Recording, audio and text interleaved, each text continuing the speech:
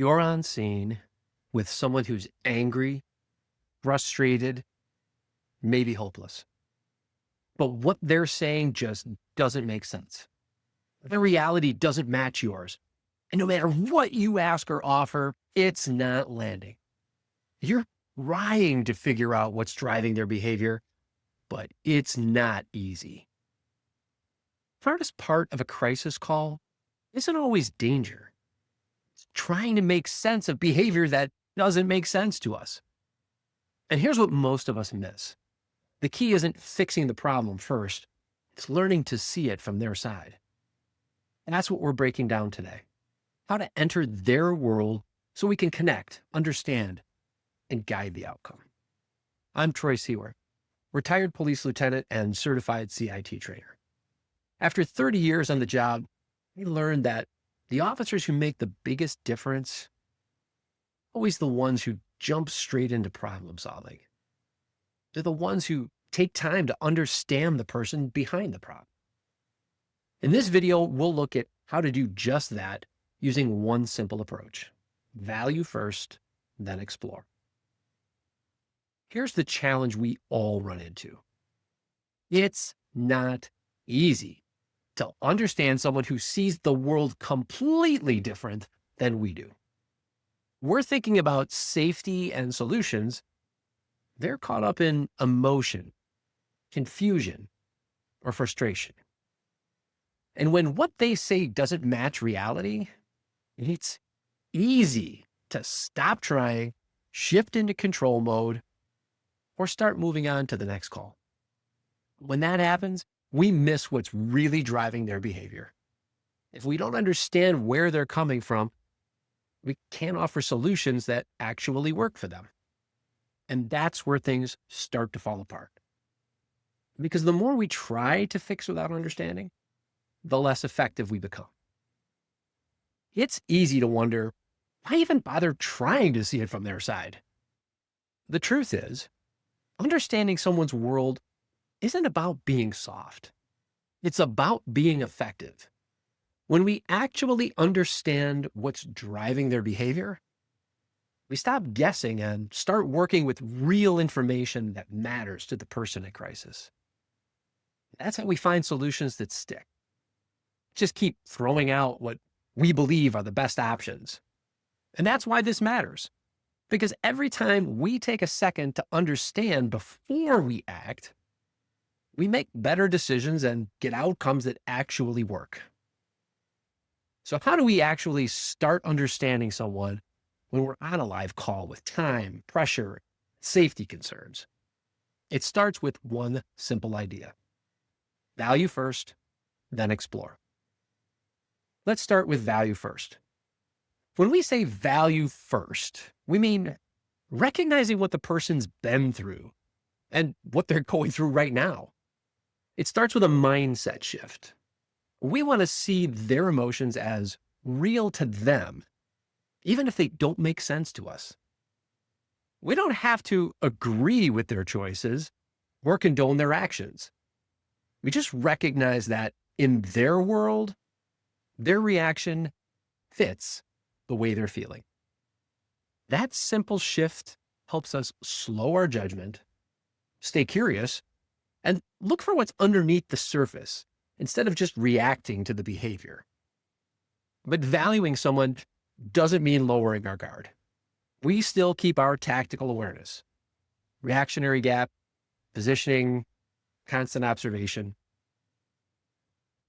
We also hold space for the human side of the call. That balance of awareness and understanding is what real control looks like. Once our mindset's right, the next step is showing them that they're valued. And that's where validation comes in. Validation is how we say, I see you. It's not agreement, it's acknowledgement.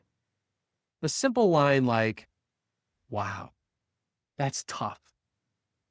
It sounds like this has really been weighing on you. Sends a clear message that we're paying attention to what matters to them. Those few words can shift the energy of a call. And they tell the person that we notice their struggle, That opens the door to the next step. Explore. If this person feels valued, we can start exploring what's underneath the surface. We do this by asking an open-ended question that helps them show us how they see the world, and then giving them time to answer. It may sound something like, in what ways do you feel like you've been a burden? Just ask the question, then wait. That pause is powerful. Gives them time to put their experience into words. And as they start talking, they'll often give us the missing pieces, the fears, losses, or frustrations driving the behavior we see on the outside. At that moment, they're giving us the information we need. So we're not guessing, we're actually understanding. Now, remember, real understanding takes time. It happens through ongoing back and forth, not a single question. Value first, then explore just opens the door to that longer conversation. So let's look at what that actually sounds like on scene.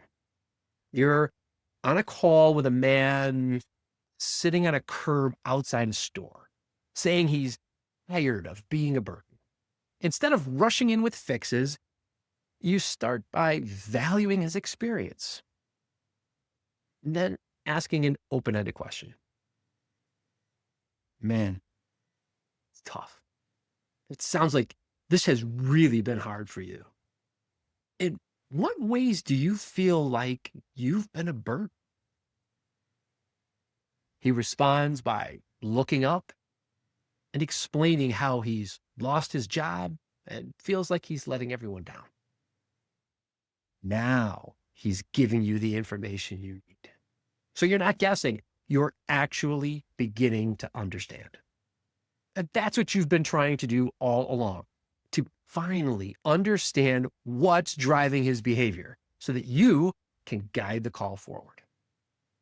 Here's how you can put this into practice on your next crisis call. Before asking anything, take 2 seconds to ground your mindset. Remind yourself that their reality makes sense to them. And then start in a way that values their experience. One short line that shows you see what they're going through. Follow it with one open-ended question and wait. That's how we start understanding, not just responding. If this helped, subscribe and check out my free monthly email, The Insightful Responder. Each issue builds on these same tools so you can keep sharpening your skills between calls. Until next time, stay safe out there and train to respond, not just react. Because calm, confident action changes everything.